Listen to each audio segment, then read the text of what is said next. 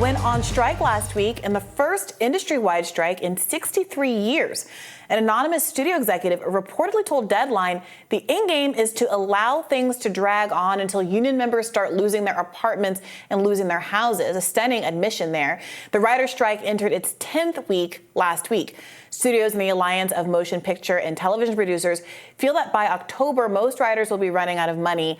A high-ranking producer reportedly told Deadline that resuming talks in late October is their intention. Now, according to Deadline, the studios and streamers such as Netflix, Amazon, and Disney Plus feel that the writers could demand they restart talks before Christmas, and in that case, the companies could feel they're in a position to, quote, dictate most of the terms of any possible deal. Media man Barry Diller, who founded the Fox Broadcasting Company and USA Broadcasting, weighed in on the ongoing strikes. If, in fact, it doesn't get settled until Christmas or so, then next year, there's not going to be many programs for anybody to watch.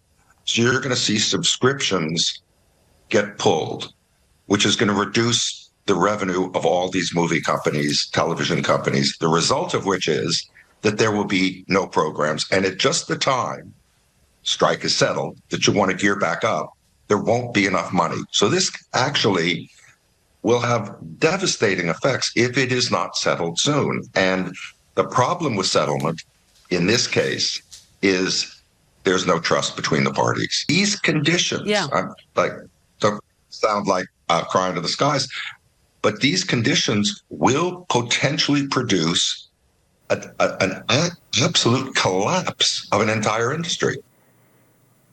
Which, of course, is the entire point here. Oftentimes when there are these labor stoppages, which happen because the people who create enormous value for these companies are not being compensated. And as he mentioned, the trust has broken down and the negotiations break down as a consequence of it. The whole point of withholding your labor is to demonstrate that but for your work, these CEOs who are complaining about how unfair this is would not be able to make the $27 million a year salaries that people like Disney CEO Bob Iger actually do in fact make. So if you connect the dots, if the fact that writers and now sympathetically actors would cause an entire industry to be devastated, do they have a point about needing to be compensated more for their labor?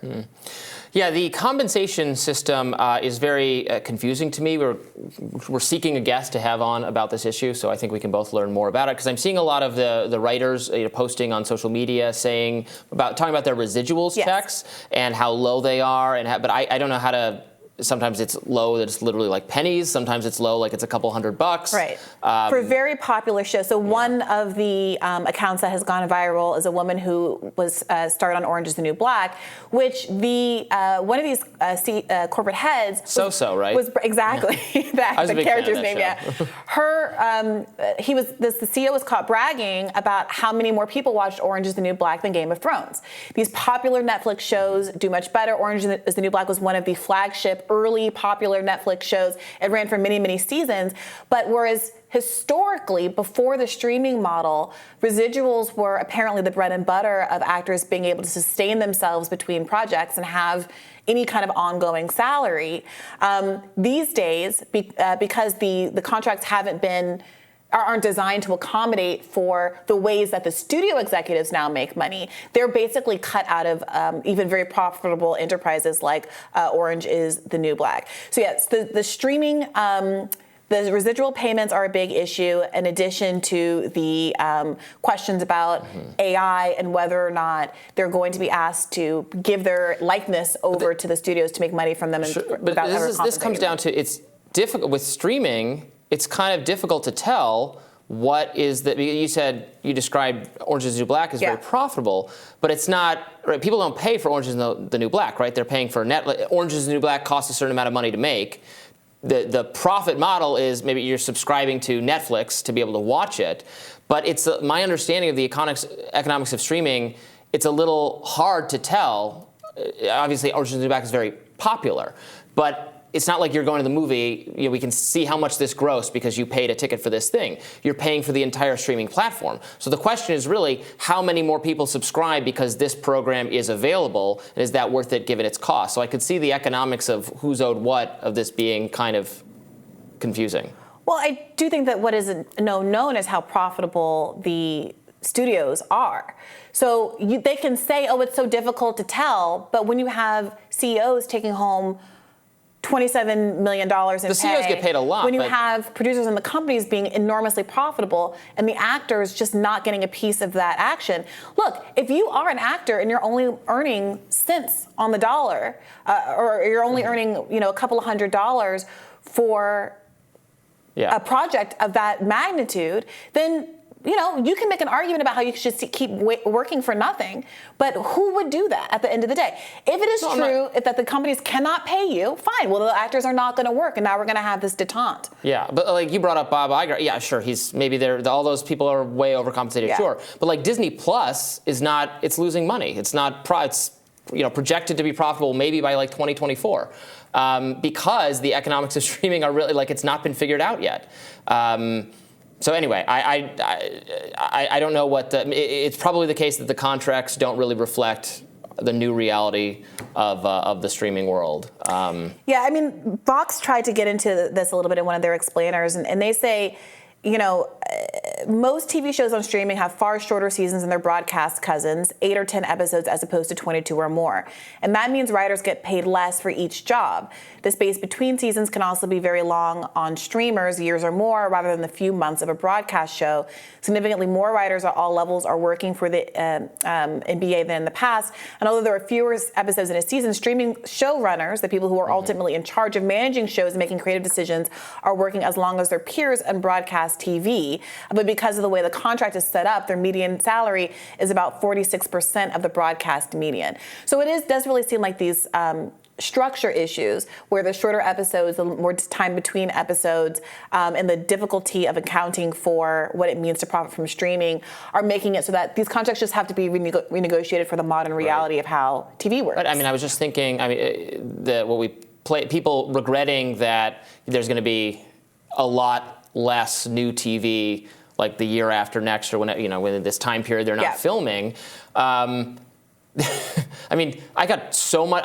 I'm sure I'm not only speaking for myself in that I have so many TV programs I'd like to watch that I don't have time to catch up on, that like a year with nothing new being made would not. I mean, are people out there really like watching the entire Netflix and Disney Plus and Hulu and HBO? Well, you things say that. I watch a lot of TV, and I like Yellow Jackets. I would love to watch that. I haven't watched the first 2 seasons. I haven't watched any of the shows mentioned in that New York Times article yet. Well, it might not be a particular show that hits you. Maybe Yellow Jackets isn't your show, or that you're already behind and you have plenty to watch, but everyone has their tipping point. The New York Times pointed out that big name shows, including Yellow Jackets, but also Severance and Stranger Things, halted work after the writer's strike. This is also affecting movies, with the Oppenheimer and Barbie promotions that have caught the country by storm, grinding to a halt as a consequence of the strike.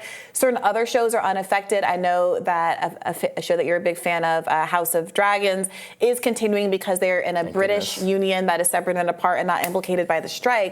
But I think, as we've reported on before, the fall lineup for many of these channels has pivoted more to reality TV shows and game shows that don't require the work of writers or actors at all.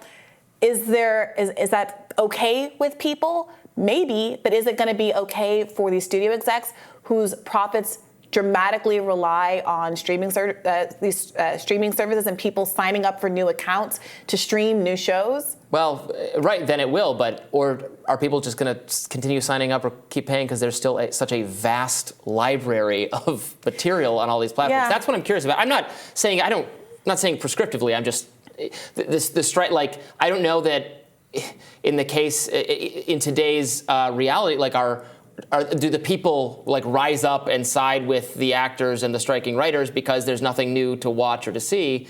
That's just not going to be the case. Well, I don't know that it requires the people to rise up. I do think there's an enormous amount of solidarity here already. I saw a story about how UPS drivers driving by the strike, the strikers in Hollywood, were honking and they were shouting like, "You're next," because they're also pending the strike. I think August 1st is their date for the end of these negotiations and the potential start date. So I think there is a lot of natural solidarity, but the point isn't that they need us to be okay with it.